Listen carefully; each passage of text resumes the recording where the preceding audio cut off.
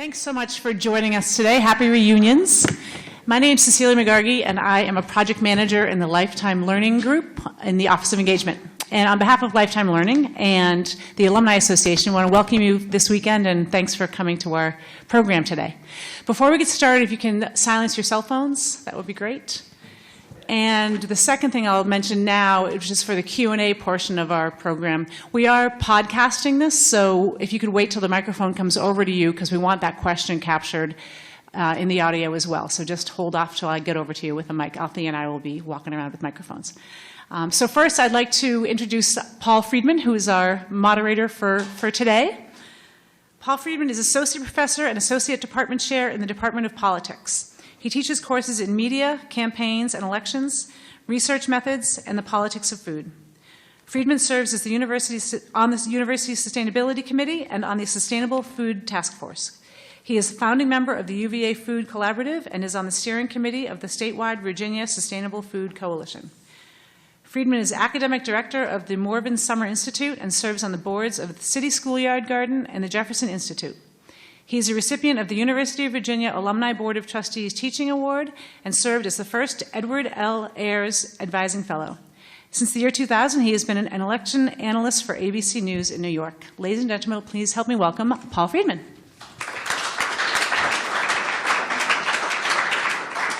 Thank you, Cecilia, and I want to thank Althea Brooks and her staff and everybody for putting this event together. And I want to thank all of you for coming out to hear about, think about, talk a little bit about the politics of food, even on such a beautiful, sunny reunions day as today. So we've got a lot of ground to cover, and by we, I mean me and my co-panelists, Anna Maria Sigariz and Tanya Denklikab, and I'm very proud of this, so you're going to have to watch it a couple of times. Food fight.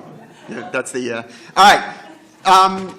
Anna Maria Sigariz is professor in the School of Medicine and in Public Health Sciences. Her research focuses on the first 1,000 days of life. She focuses on the influence of maternal weight status and dietary patterns. Her work revolves around and looks in detail at questions of maternal and child nutrition. And as you will hear from Anna Maria, this goes to the heart of her work with the Federal Nutrition Dietary Guidelines Advisory Committee. Tanya Denklikab is the director of the Institute for Environmental Negotiation. Tanya also teaches in the Department of Planning in the School of Architecture. And Tanya is the author of Reclaiming Our Food, an incredible and beautiful book telling stories of people who are doing just that, reclaiming their food, and in the process becoming politically empowered. And Tanya is going to share a story about that. I want to begin by just thinking a little bit about food as a political issue, and here I'm going to take a step back and shift to this microphone. For many of the people in this room, this is obvious, right? We're familiar with the ways in which food is political, but for those of us who've been doing work in this area, have been teaching classes or doing research around food politics, this was a question that we encountered. What do you mean, the politics of food? Does food vote? In what way is food political? And I think what we see when we look at food fights is the very essence of politics. We see conflicts over political values. We see questions of power and powerlessness. And we have winners and losers. And we see this with respect to environmental sustainability. I want to say a few words about the politics of food and the health of the planet. We see this as well when it comes to public health, and Anna Maria Sigariz will be talking about the politics of food around the issue of public health and dietary guidelines, recommendations from the federal government. And so we've got a global story, a national story, and then Tanya will be talking a bit about food justice and food security.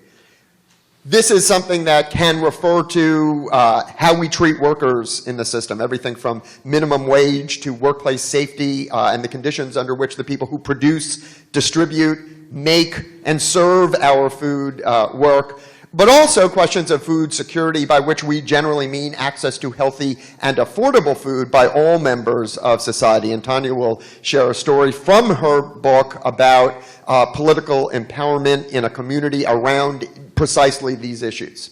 I want to think about, as I said, food and environmental sustainability. And again, this is going to be something that for many people is obvious. You're familiar with this. Very quickly, what we eat matters for the kind of planet that we inhabit and the health of that planet. Agriculture in this country represents, as of 2015, 9% of greenhouse gas emissions. Now, in other places, in other countries, that figure is much higher. Globally, it's at least double this, right? And some estimates say 21% or more of all greenhouse gas emissions are from agriculture. And the other thing that we know is that when it comes to the food we eat, the environmental footprint varies. Right? And it varies in ways that we might expect. This graph represents the carbon equivalence, right? So a metric looking at the greenhouse gas emissions from production of a number of different kinds of foods, and this analysis breaks it up into emissions from the production on the farm, and then emissions post-production. But what you see is a story that's familiar. Lentils, tomatoes, tofu, broccoli, yogurt, nuts, peanut butter, rice have a relatively small footprint when it comes to greenhouse gas emissions. Cheese, lamb, and beef, that's where the action is, right? Particularly lamb and beef, which the production of which leads to a great deal of greenhouse gas production. Now, that is simply something to know. That does not in and of itself dictate anything, right? Does it mean we need to stop eating meat and cheese? To some people, right? That's a vegan response, and there are people who make decisions and argue for making policy based on that response, but it's certainly not the only response. And so what I want to say is how we respond to this, that's a question for politics. Now, it's not just the production of greenhouse gases that is at issue. We also want to think about water. Here's California as of this week. It looks pretty good with respect to the absence of drought. But on election day, 2016, it looked much worse. And as you can see, significant parts of the state were experiencing extreme or exceptional drought. And in 2014, it was even worse. This was a crisis, right? California was devastated by a lack of water. Those of you from California who were there during this period remember what that was like, what it meant. And importantly, about 80% of California's water goes to agriculture because California produces what we eat, right? It is not just the breadbasket, it is the basket, right, of American food production. And the LA Times produced a really fantastic water footprint calculator to help give a sense of how much water was involved in the production of different sorts of food.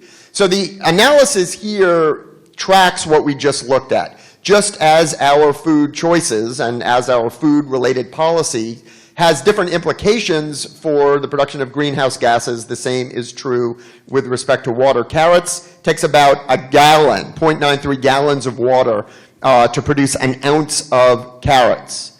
Similarly, tomatoes, and California grows almost, 91% of tomatoes produced in this country were from California. 0.95 gallons of water needed to produce an ounce of tomatoes. Broccoli, right? That's big, right? Now, this isn't surprising. We know that plants need water to grow, right? But what's interesting is the disparity. Avocados, 9 gallons of water. well worth it in my opinion, but 9 gallons of water, right? Asparagus, 20 gallons of water. Milk, it takes 5.5 gallons of water to produce an ounce of milk. How is that possible? Are cows that thirsty? No, but cows eat grass and grain, or they are fed grain, and it takes a lot of water to produce the food that the cows need to make the milk that goes on our plate. Interestingly, beer, right? My students always point this out, right? It's actually much better for the water footprint to drink an ounce of beer than an ounce of milk. All right, chicken, 16.6 gallons of water to produce an ounce of chicken. Pork, 41 gallons.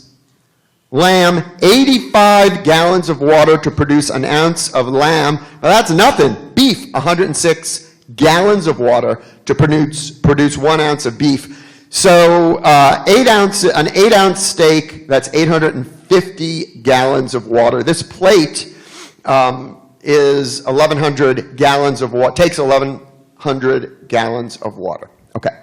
So when we talk about the politics of food, right, our first stop, and our first stop today, is thinking about the health of the planet, the health of the environment, the implications for environmental sustainability of different food choices. How we respond to this in an era of climate change, in an era of environmental constraint, is a question for policy and politics. So now I want to turn things over to Anna Maria Sigariz, who will talk about not the health of the planet, but the health of us, public health, and the politics of nutrition guidelines.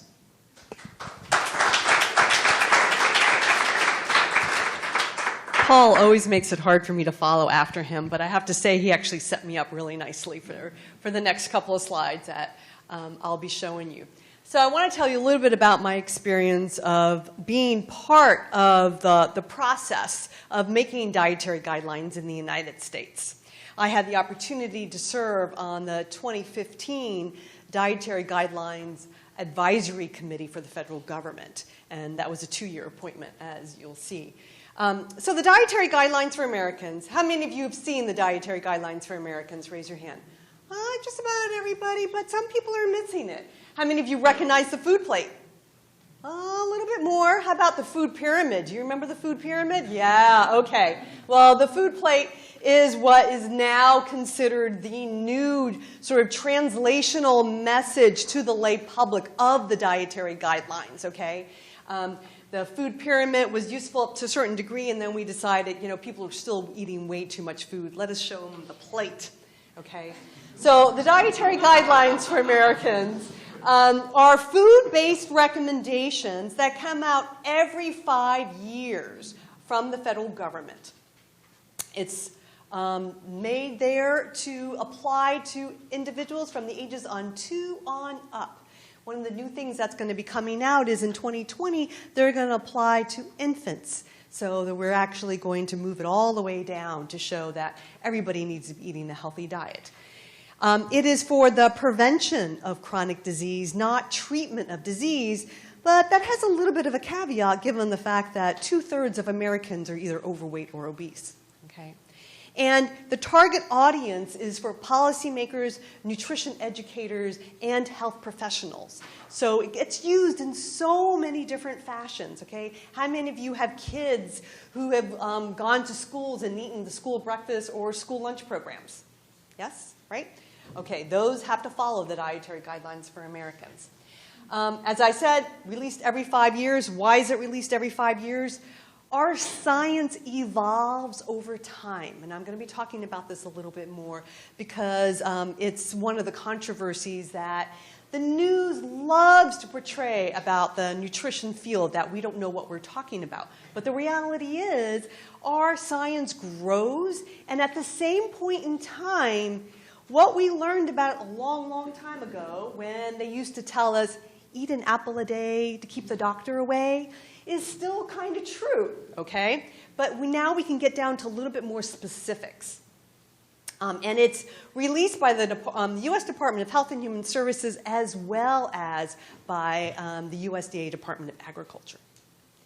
So these dietary guidelines take about 3 years to develop. So you can imagine, it gets released every 5 years.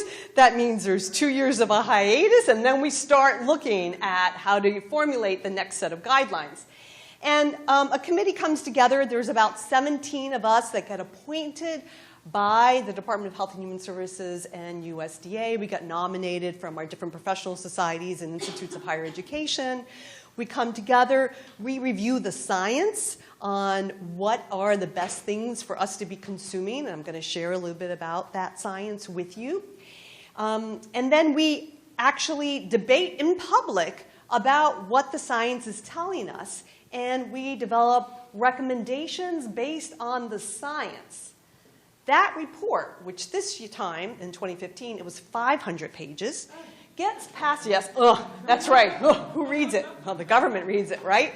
So it gets passed over to the government, and then colleagues, and I say colleagues because they're nutritionists, they're educators in the Department of Health and Human Services and USDA, take into consideration what science is telling us, what politics wants, what the food industry wants, and puts together what we call as the dietary guidelines, which is the policy.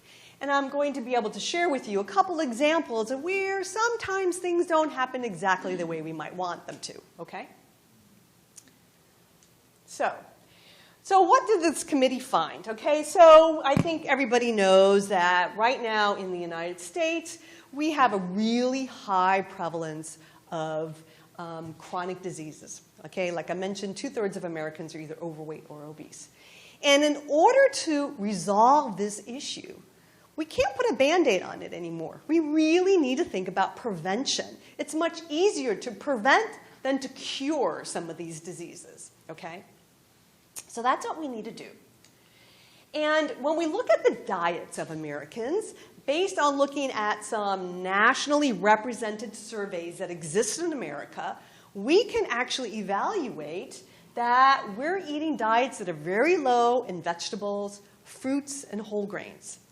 Yet, we have diets that are very high in sodium, sugar, added sugars, fats, and refined grains. Overall, total calories. We're consuming way too many total calories.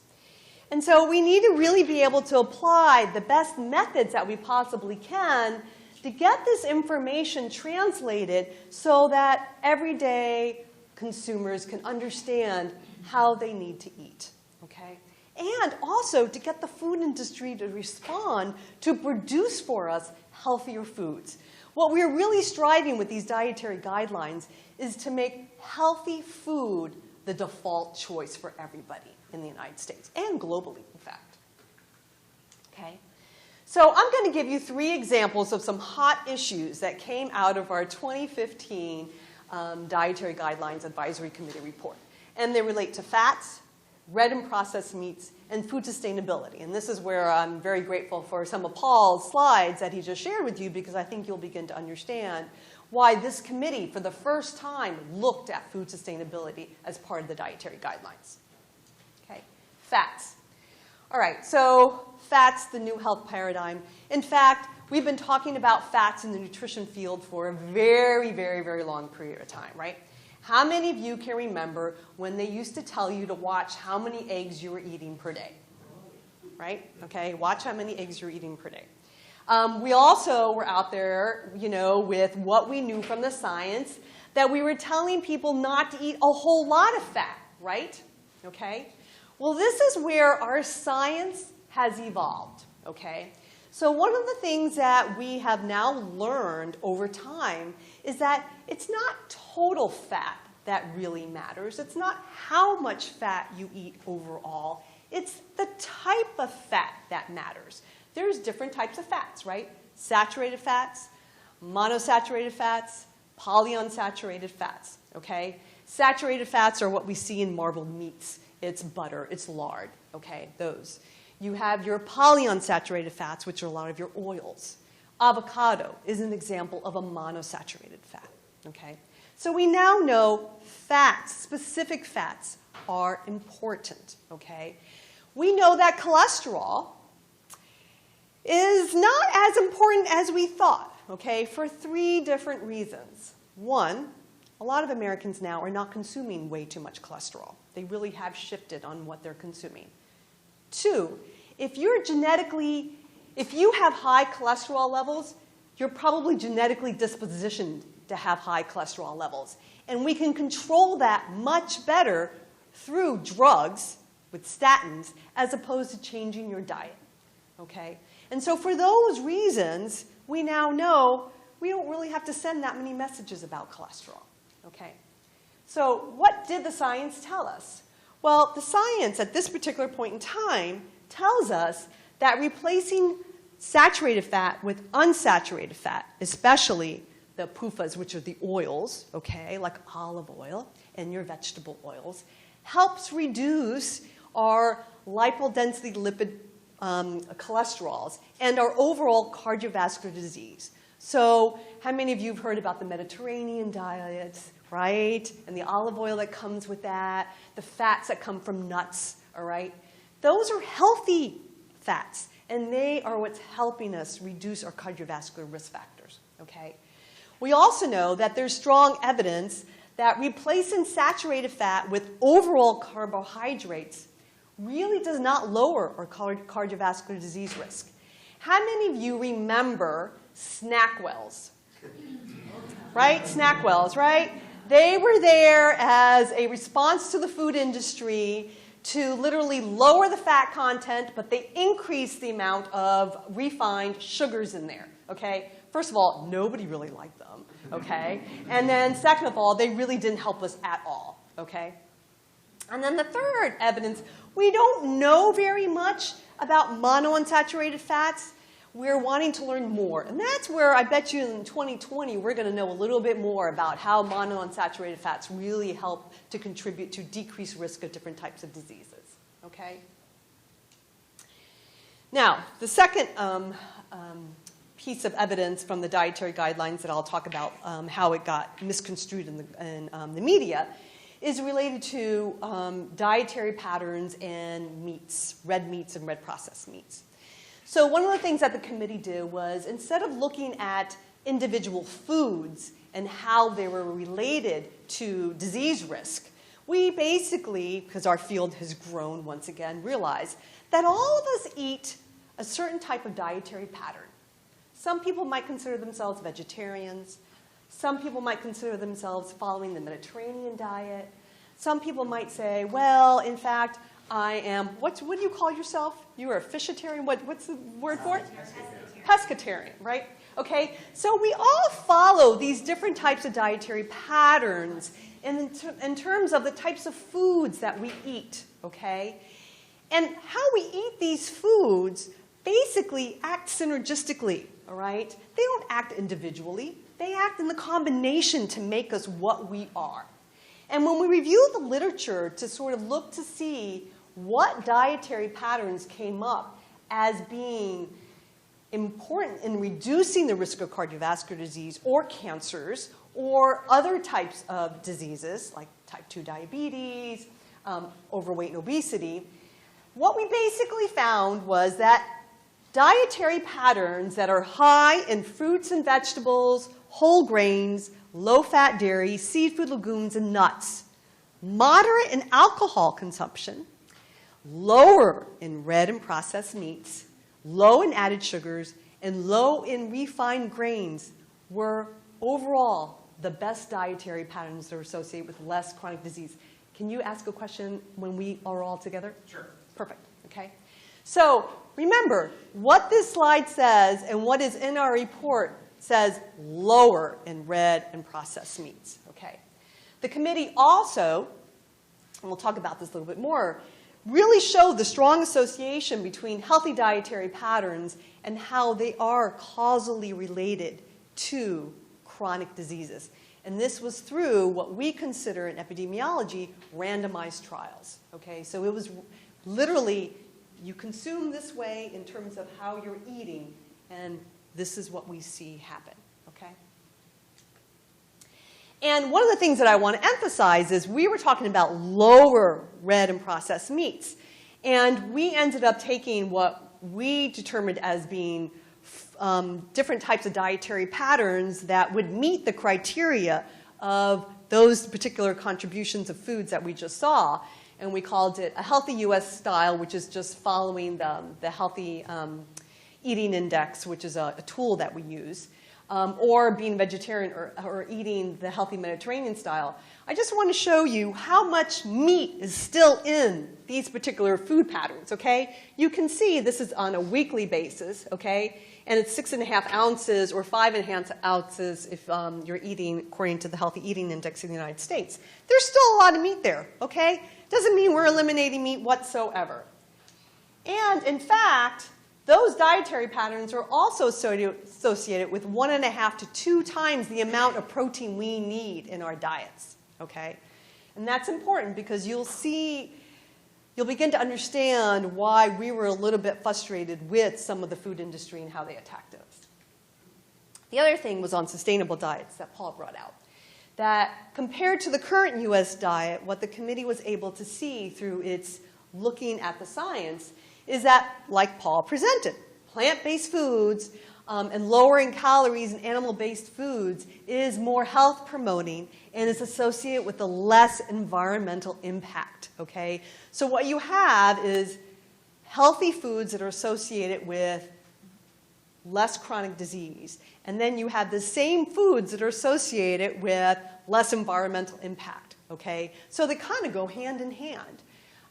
And that's why the committee basically said that a diet that is more environmental sustainability than the U.S. average can be achieved, okay, if we wanted to emphasize that in this country, all right?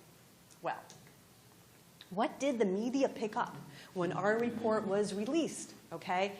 So this was in the news. The latest turnabout took place last month, and of course this is back in 2015, when the Dietary Guidelines Advisory Committee declared that cholesterol and certain fats, once considered a bane of healthy diet, aren't so bad after all, okay? So they basically misconstrued what we said about fats, all right, and basically took it to the other side. Why do they do that? Well, if they're controversial, it's newsworthy, okay? They want to grab your attention, and by grabbing your attention, sometimes what they end up doing is creating more confusion than actual clarity in what the science says, okay? Then they said, you know, will Obama's ag chief wimpify the 2015 dietary guidelines to please big meat? Because what was the big meat? What was the North American Meat Institute saying? Okay, these are a big lobbying group, big lobbying group. They basically were saying, look, Americans are eating less red meat.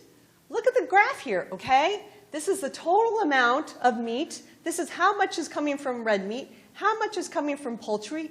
Clearly, we must be doing something because Americans aren't eating enough meat, right? They're not eating enough meat. And so they basically said, you know, we're not based on science. The Dietary Guidelines review was not based on science. Okay? Once again, casting doubt, confusion to the American consumer. All right? And basically made that ag chief sit there and say, oh, okay, maybe to help appease my constituents, you know, I need to send the message that, oh, those 17-member board of the dietary guidelines, they're like three-year-olds. They don't know how to color inside the lines. They've gone beyond their boundaries of what we told them to do. They were only supposed to be talking about food and nutrients. Never mind food sustainability. Okay? You're not supposed to be talking about food sustainability. So that's the criticism that we ended up getting. Let's see if this works.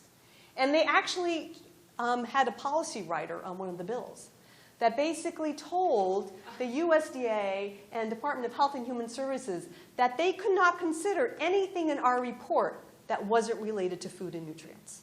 Okay? This got snuck in. Food politics. So what came out in the dietary guidelines? Well, they did say what a healthy diet was. Okay? They talk about a variety of vegetables from all the food groups, fruits, especially whole fruits, grains, and they talked about a variety of protein foods. Now, there is a footnote in the policy that says for young men, young adolescent males, okay, they're consuming way too much red meats and processed meats. They really need to be targeted. They didn't say it for everybody. They said it for young adolescent males, which happens to be true. They are the highest consumers of red and processed meats. Okay. They did talk about eating less saturated fats and trans fats, okay? But they also, that's that. But they also talked about cholesterol, when we didn't mention cholesterol at all because we knew cholesterol was an issue. But they felt compelled to mention cholesterol, okay? So they did mention cholesterol, which is shown there. And so those are 3 examples of how politics gets into the dietary guidelines. There are a couple of more, but I really wanted to emphasize 3 sort of nice, clear ones. And then I'm going to pass the baton over to Tanya, and we're going to take questions at the end. Okay? Thank you.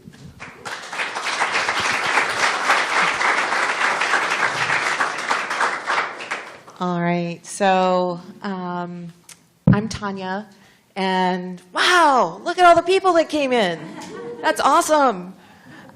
Food rocks. So I'm going to take this issue of food politics and the health of and how it affects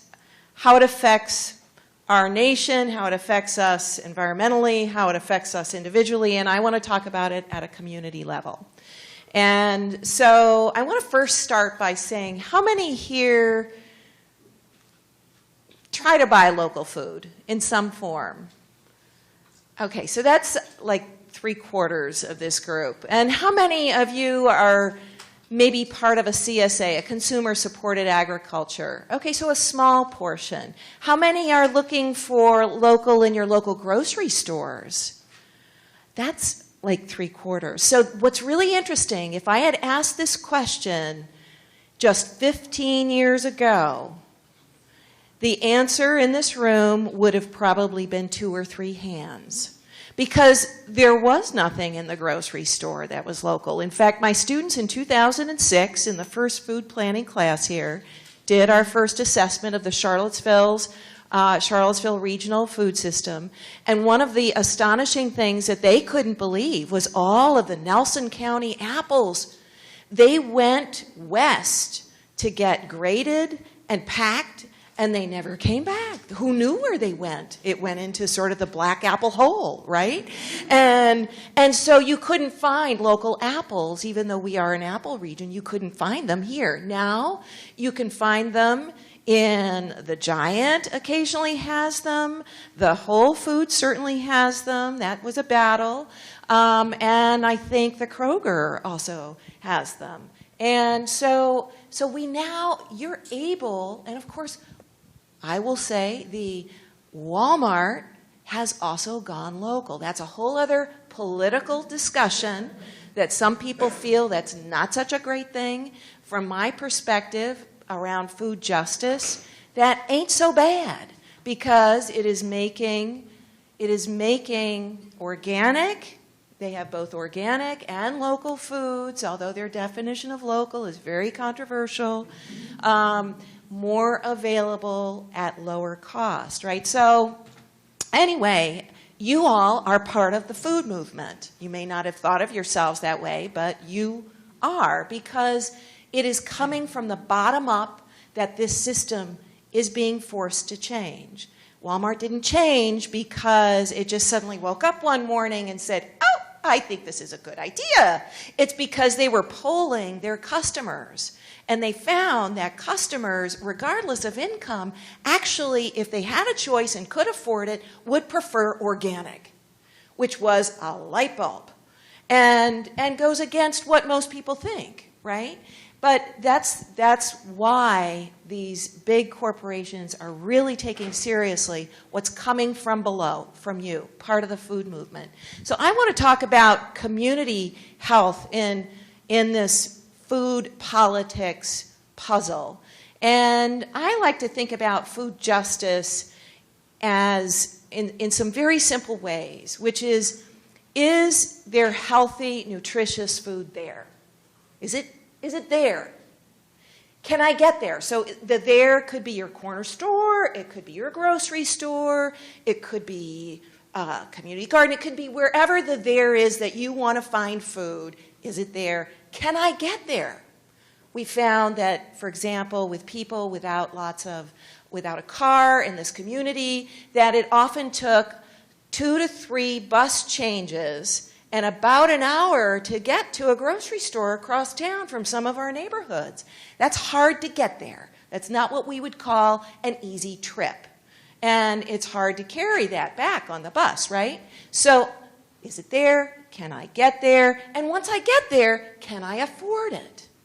So, and what we've found is, as you know, the outer aisles are generally considered to be the healthier types of food with the fresh vegetables and produce, and then they also have the eggs and the milk, and the inner aisles are where you see all of the refined and processed foods that Anna Maria was talking about. And so people who can't, we've done experiments, grocery shopping carts where you take the average $50 person per week for food, which for many of us actually may be low, and we said, what can we buy locally?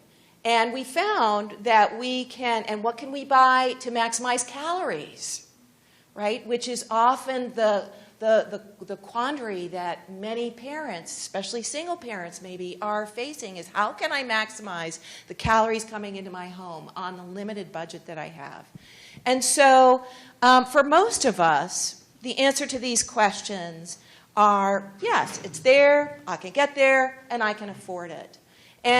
But for most of us in the communities that we come from, there's pockets of neighborhoods for whom the answer is no to all three.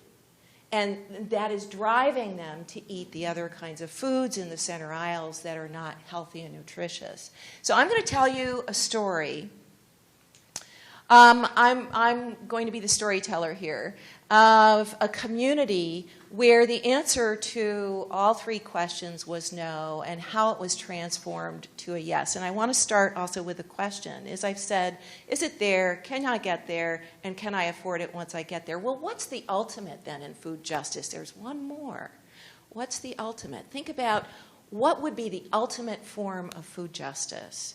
And this community actually achieved it, and I'll get us there. So, how many of you might be living in the Northwest? Oregon, Washington? Okay, so this is more locally, less so far away. There's this group it's a social services program, nonprofit, Janus Youth Programs. It is the largest nonprofit serving teens, runaway, homeless. They serve 6,000 some teens and youth in both Oregon and Washington State. And you might say, well, how the heck does a runaway and homeless teen program get involved in the food movement? Well, the executive director told me it was like, go figure. It was like a bombshell in their world. They had never intended it. It just happened. And it happened in the following way. It started with one of their teen youth homes. And there was a woman who was a social psychologist who said, you know, I think a little raised bed garden would really be therapeutic for the girls that were in this home. And so they had a parking lot behind the home, and they put a raised bed on top of it, and they found really pretty interesting results that the young women, the teen girls, were really finding it soothing and all of the benefits that you might imagine. Another community. Now this, I happen to be there in winter, so it looks kind of grungy, but it's actually a beautiful place in summer. A place called Village Gardens, which is one of the low-income housing neighborhoods in Portland. They took note of this. It was a single raised bed, from what I understand. You know, probably about the size of that table. So we're talking about seeds planted having huge impacts. So they came to Janus Youth and they said, you know, we think we could use something here. Is we have a situation where we have gangs, we have vandalism, we have lots of drug trafficking, and we have lots of hunger in this community. And it was what I would call a shut-in community. There was no neighborhood communication or networks per se. It was a very scared, fear-ridden community. And they said, we would really like, could you help us? And what happened was the gardener, the woman who had the idea of this garden, said, I'll do that, but it's going to be only if it comes from within. We're not going to impose anything. And that's one of the key lessons, is that this happens and this works only when it is not imposed, when it comes from below, when the people are actually asked, like, where do you want it? What do you want to do? What would be important to you? And they found, and they decided that this plot, it's fairly small, probably it's a little bit bigger than this room, but not a heck of a lot bigger than this room, maybe 1.5 times the size of this room. And they put in a garden. Because that's what the residents, when they finally were pulled together, that's what they said. They wanted it here, and they decided what they wanted to grow. Within 6 months, the police reports showed that the call-ins were dropping significantly. They found that people started coming out of their doors and talking and gathering in this garden. They found that people started picking up the litter because it was litter-ridden. They found that people spontaneously wanted to start planting flowers in front of their entryways. And what was happening was what we call civic capacity, right? These academic terms for, hey, a community is growing and forming. And it was because of a garden. And they suddenly were finding that they also had food. Many of the people in this community, African American, but also refugees, were not able to really put enough food on their table, but now they were able to put things up, they were able to grow things. One of the big eye-openers for me in going around and looking at what was happening in our food movement was learning that people who may be so stressed with 2 jobs, 3 jobs, single parenting, trying to take care of just day-to-day living, you'd think, how the heck do they want to go into a garden? When do they have time, right? Well, the answer was, time and again across this country, was that they welcomed it. It actually was a way of connecting to others in the community, a way of connecting with their surrounding, their earth, and getting grounded. They were finding solace, and they were finding inspiration in this. And so one of the things that happened from here was that another community was being formed. Hope 6, anybody know what a Hope 6 community is? It's really kind of an interesting, strange, what I would call an engineered, socially engineered community, where they take an existing low-income community, and it's actually being discussed here in Charlottesville, and has some very controversial elements to it. And they say, we're going to take this low-housing community, and we are going to socially engineer it so it's mixed use, mixed income, and people have access to schools and food and all kinds of things.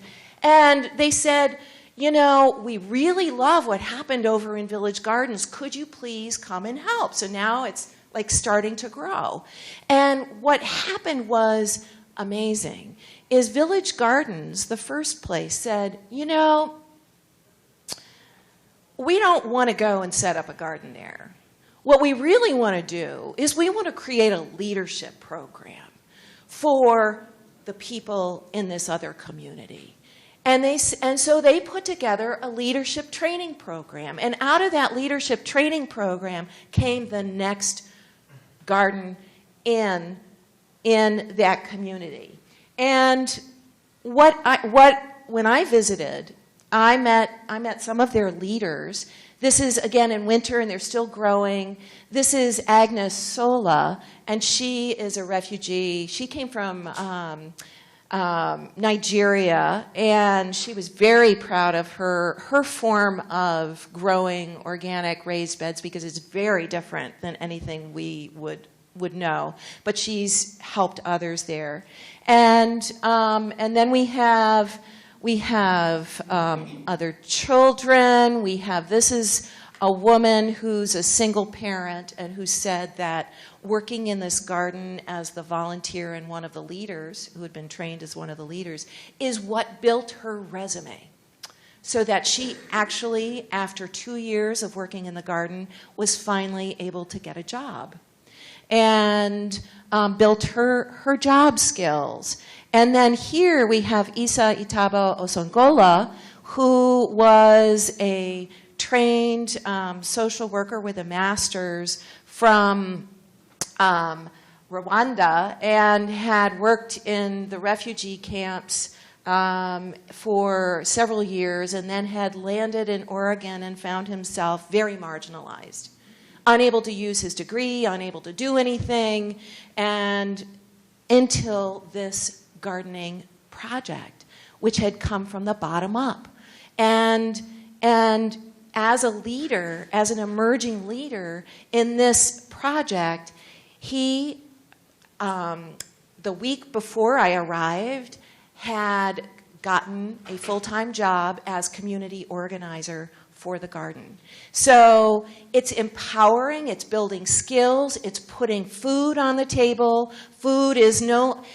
Is food there? Yes. Can I get there? Yes. It's in the community. Can I afford it? Yes. They are growing food not only for themselves but for others within their community.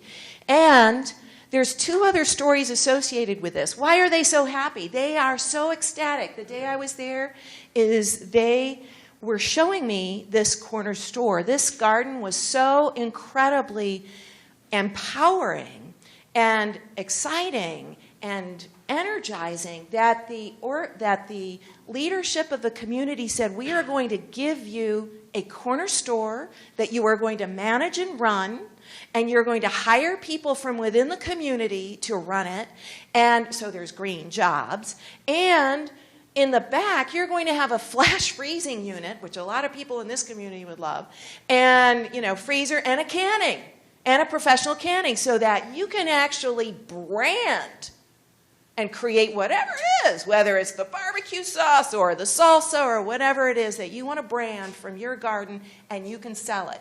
And they are still doing this. When I was there was a group around a table doing strategic planning. You can see they're looking at finances, store layout, stocking, marketing, staffing. They are in the process of organizing their corner store. Is it there? Yes. Can I get there? Yes. Can I afford it? Yes. Last question in food justice. What's the most important thing in food justice? Is, do I have a say? Do I have a say? And this is, we go from a beginning. This is one of the early community organizers, Tara Amber, and from the original garden at Village Gardens, and we go to this, which just blew my mind, right? This is what, in the next garden over, they put together, and I'm going to read it, because I might get emotional, because every time I read this, it blows my mind. We, the Seeds of Harmony Garden Committee, through the sharing of dreams and ideas, have helped this garden come into being. In the winter and spring of 2006, we, the community, came together frequently to create and shape a hands-on-hands community garden. We hope this garden will be bountiful, with lots of people sharing their cultures, ideas, and this is what blows me away. And love. Who talks about love? And love, and that it will bring all the members of this community together. So they are now talking about, this is a form of empowerment that had never been imagined. Never. And this is what is part of reclaiming our food, is reclaiming our democratic values of choice and influence. The last piece that I want to put into place for you, this project of all the ones in the country still boggles my mind, you can tell, is that they also then said one of the needs that arose from their leadership weekly meetings is we need to do something for our teen youth. And they developed one of the very first teen-led, teen-run, and managed and marketing organic gardens. They finally bought a 1-acre garden, a plot of land on the island in the middle of the Columbia River, and the students not only hire, they do everything from deciding what they're going to grow, where they're going to market it, which farmers markets, which grocery stores. They decide how much percentage they're going to donate back to their community for the hungry. And whatever they don't sell, right, they decide that. And they set up the protocols for interviewing and hiring their next group of student leaders. And they are training them. So we are talking about complete bottom-up empowerment. And that, my friends, is what I consider to be food justice.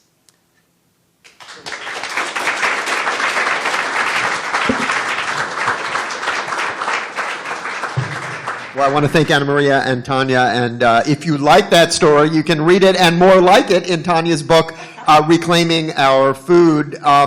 And it's such a good title, right? This story really illustrates that idea. Okay, so we've heard a little bit about some of the challenges globally. We've heard about some of the policy responses and the politics nationally. We've heard a specific local story taking place in Portland. Cecilia mentioned at the beginning that I am on, but really all three of us serve on the university's Sustainable Food Task Force. This is a task force of the overall Committee on Sustainability. It is the first time, and we've been up and running for a little over a year, Tanya is leading this effort. It's the first time that faculty, staff, students have come together on a regular basis. We meet every couple of weeks. We have identified some objectives, some metrics around the really basic question, what does our UVA food system look like? What is the food that we are serving our students? What are the lessons we are teaching our students about the food that they encounter and the food choices that they make? So the three of us on this panel are working together with our partners at UVA Dining. And as many of you, I'm sure as alumni, you've got fond memories of the UVA dining halls. And let me tell you that our partners at Aramark are, I think, extremely interested. This is not your father's UVA dining anymore. It's not your UVA dining anymore. This is a group of people who are together. We are trying to really first understand and then reimagine what food might be, particularly with respect to the three things that we've been talking about so far: environmental sustainability, public health, and food justice. All right, so we can talk perhaps a bit more about the ongoing efforts here at the university, what changes people are trying to make, but we also want to open things up and get your comments, your questions, your perspectives. So we have, I think, a microphone. It might be this one. To go around, and why don't we open things up to Q&A?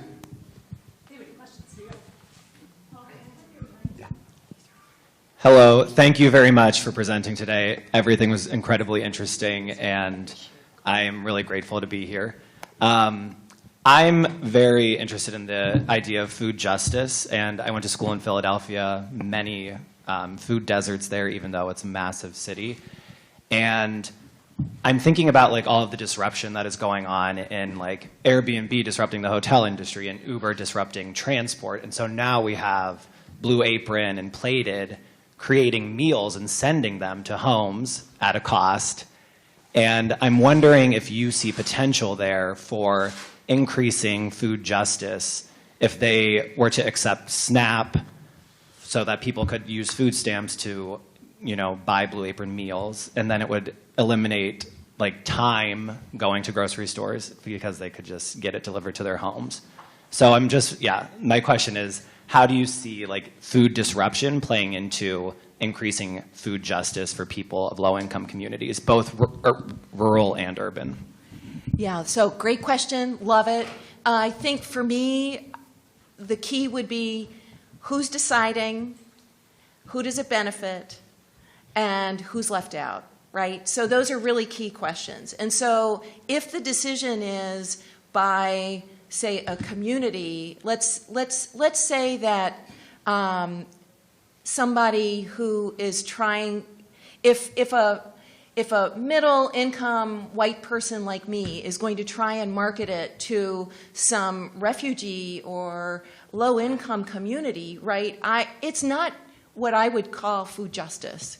If, however, somebody from within their community says, gee, you know, this is an opportunity for a business for me, and we have in Charlottesville, we have a thing called the CIC, the Charlottesville Investment Collaborative, I think, but which is helping people who have startup ideas and helps them figure out how to do this business for their neighbors.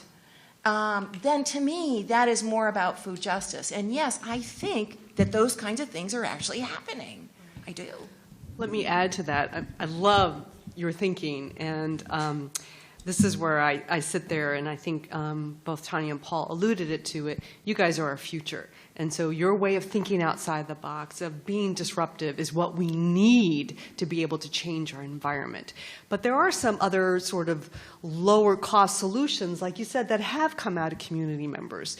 So, you know, they've been places, and I know examples of places up in Canada as well as in North Carolina, where communities have come together. So it might be a small community of families who live in a neighborhood, and they decided to cook together on the weekend. And they basically cook enough food so that everybody can go home with boxed meals for that week. And by cooking together, they're sharing their experiences. It's time for support, and yet they can go home. So at the end of the day, when you're rushing around, having gone to work, and all of a sudden you're faced to feeding your family, you have something in the refrigerator to be able to take out, okay? And then the other example is there are some really exciting entrepreneurs in Charlottesville who have come up with some of these ideas. So one of my areas of expertise is working with pregnant women and women in the postpartum period. Well, there's somebody who's been renting some space out of the PB&J kitchen in Charlottesville who is preparing meals for postpartum women, so that you can base. I hear some shaking, yeah. So which I think is awesome. It's just a great. Think about a time when people really need to be having tender, loving care, and those of us have moved away from our families, being able to have that replaced with that same kind of a program. Those are the kind of things that evolve out of communities, which will help solve the problem. Yeah. Other questions?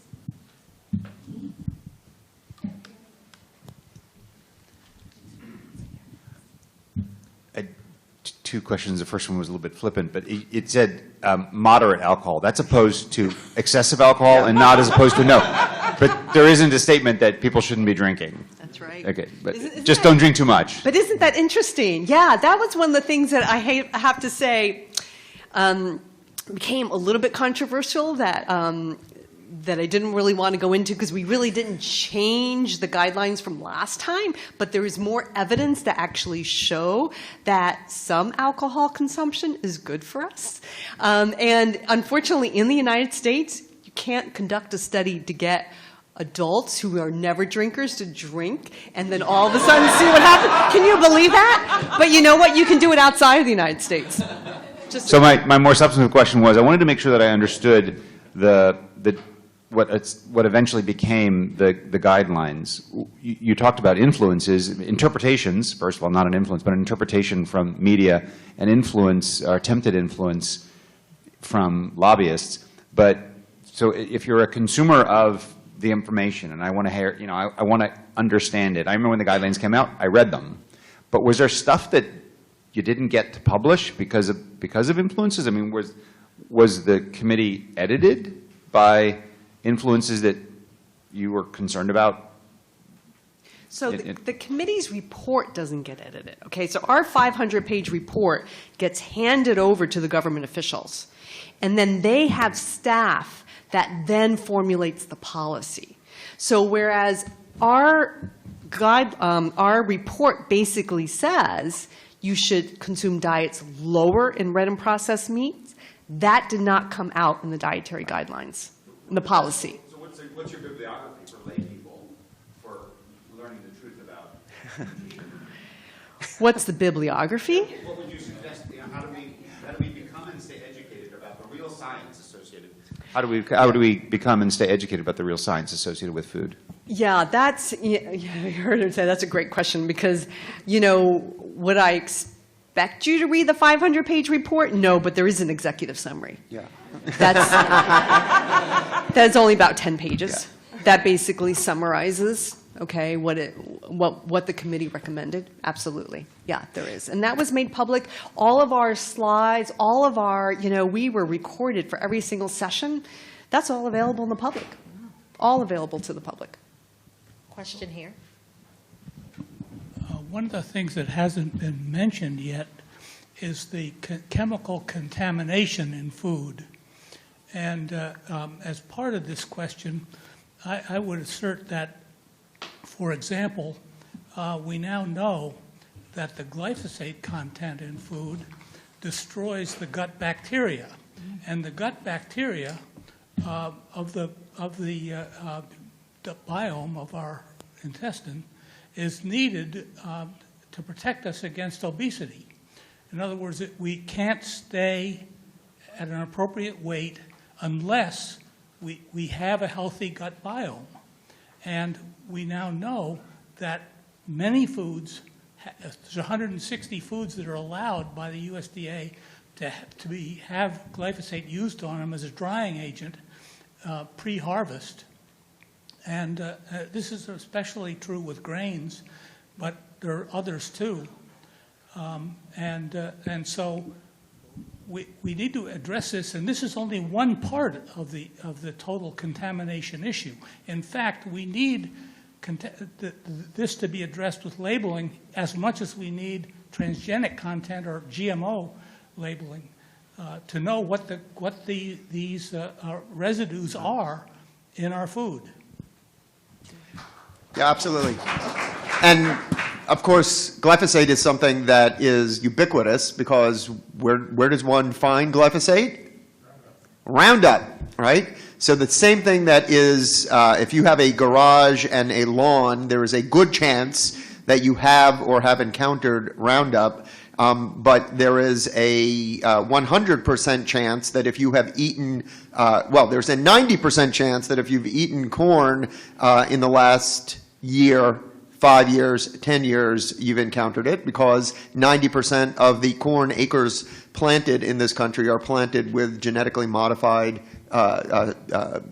forms of corn, and Roundup ready crops, generally corn and soy in particular, are two of the most common, right? And Roundup is made.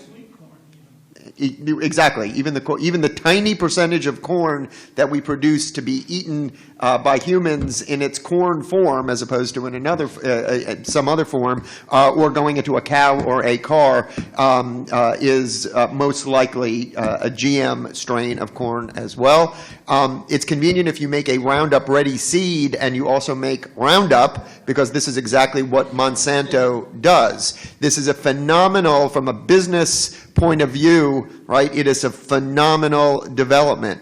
From a public health, environmental sustainability, and political point of view, it's a completely different question. And I very much like you call our attention to a number of connected potential policy responses. One is that we regulate, ban, outlaw, or otherwise discourage the use of particular chemicals, processes, products. But the other approach, and they are not mutually exclusive, is transparency, right? Is that we require the identification of certain substances, the identification of genetically modified ingredients. We don't do that now. And that is one of the biggest food fights currently underway. the question of not just the existence of genetically modified food, but the labeling of it. And in my view, one of the biggest political blunders of the big food industry has been to fight tooth and nail efforts to label the food, right? Because if you think that your product is not just fine, but actually beneficial, why not stand behind it? Why not put it on the label? Now, with GM corn, right? When you fight it at every turn, you give the political impression that you've got something to hide and that there's something wrong with this product. Now, there may be, right? But politically, I think we can see this as something that has just been a huge mistake on the part of big food. So I just want to add a couple of things before I hand this over to Anna Maria. Is one, if you want to avoid glyphosate, right?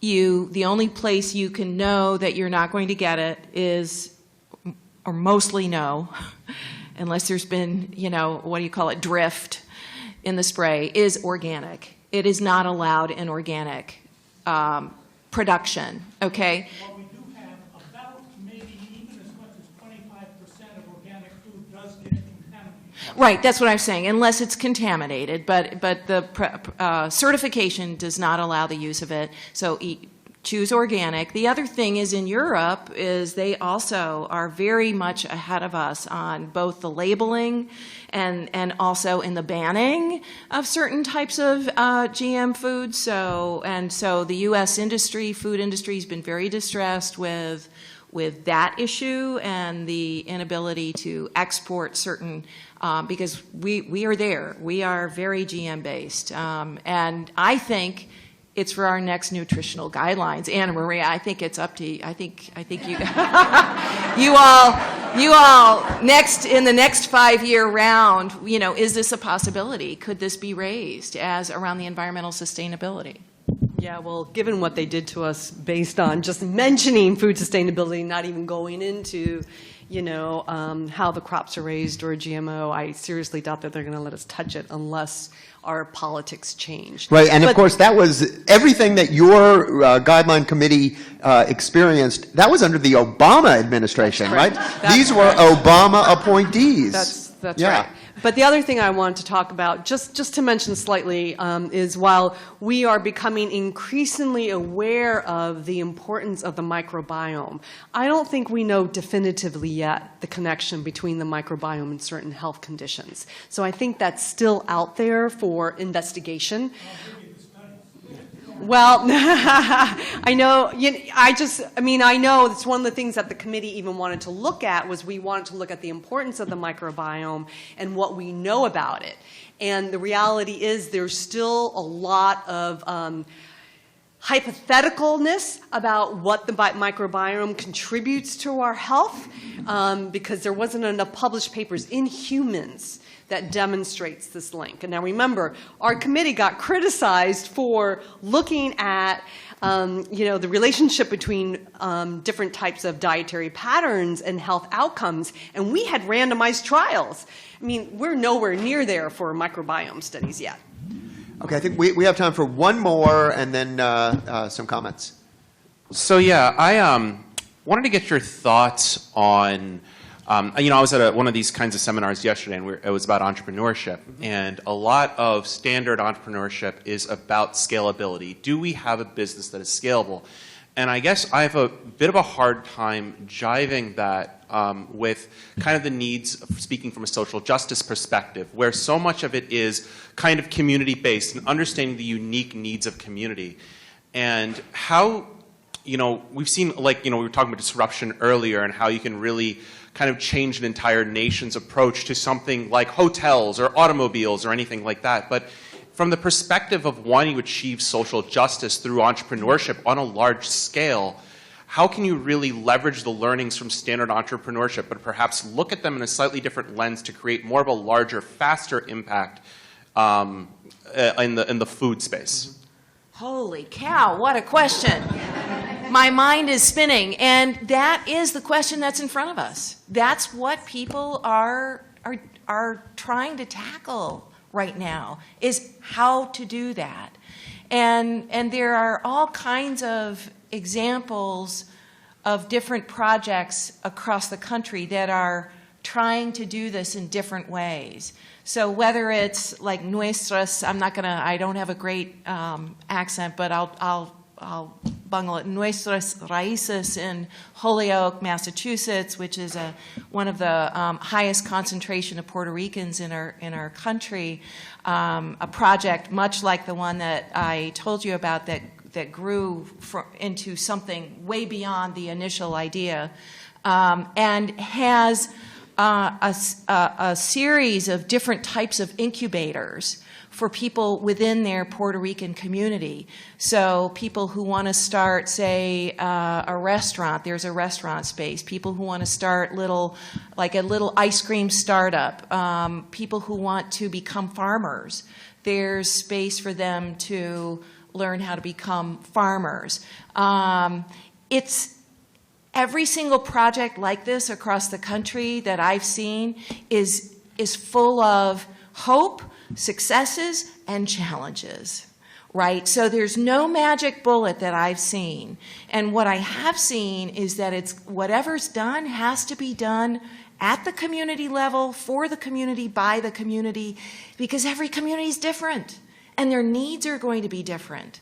And so I don't think there's a template, like the magic template, that's going to work. But I think it takes energy, it takes dedication. I know I'm maybe sounding like I'm spewing out platitudes, but I really mean it. It takes people coming together at the community level, deciding what is it we need, what do people want to do? Do they want to make dinners? Do they want to have pop-up restaurants? Do they want to have a community garden? How do we solve hunger? How do we solve access for us? And I think that's what it takes.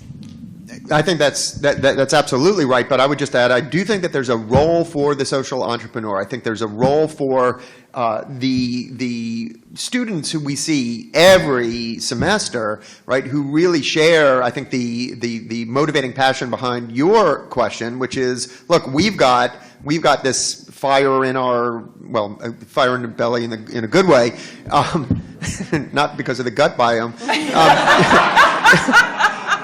And we want to bring this to bear on some of these pressing questions. And so it's exciting to be doing the kind of work that we're doing at a time and a place like the University of Virginia, where there are so many people paying attention to questions of fostering and encouraging social entrepreneurship. And so I'm really pleased to know that there was a reunions panel on that you went to that. So I'm going to take your question and throw it right back to you and say, go forward, right? Do this, disrupt, right, or erupt or repair, because this is ongoing, and this is where the action is. The politics of food has everything to do with our food, but it also has everything to do with our politics. And so I think I will predict that you will be hearing much, much, much more about food politics as we head into a period in which we're thinking about a new farm bill, for example, a period in which we're thinking about our relationship as a nation to the rest of the world. Everything that is a political issue on the agenda right now has, in some ways, the potential to touch our food, right, in ways that contaminate or don't the food that we eat and the food system that we have. The other thing I want to mention is there's a great book by Mark Rampula, who was one of the first developers of coconut water, Zinco. And he basically talks about how, he developed this idea from having, lived in Latin America and being in the Peace Corps. Have you read his book? His book is called Low Hanging Fruit. Okay, and he's basically now going across the country. He lives in California, went to Duke for his MBA, and talks about how we need to be social, responsible entrepreneurs in the food industry, and gives the food industry a run for their money by basically, because he's a young millionaire, and he's basically created this group of other entrepreneurs who are investing in young people who are coming out with better ideas for our food supply.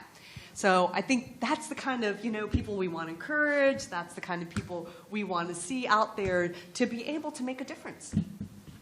So I think I'll just cap that by saying, I think, yes, go forth and disrupt and repair and reclaim, because I think in this day and age where there's so much ennui, there's dissatisfaction, there's disengagement from the stuff that's happening in our world, and in terms of reclaiming our democratic values, I really believe that that food at the community level is one of the places that is the hot spots where democratic values are in play, where our sphere of influence is manageable, and we can make a real difference. And so go forth and erupt and disrupt and reclaim and do these things, because it is, I think, the bedrock of our democracy where it's being reclaimed at this level. Terrific. Well, I want to thank my fellow panelists, and I want to thank all of you for joining us today, and we wish you all the best for the rest of your reunions. And on behalf of Lifetime Learning and the Alumni Association, to Anna Maria, Tanya, and Paul, thank you both, all three of you, for this really compelling and exciting lecture. So help me thank them. Thank you.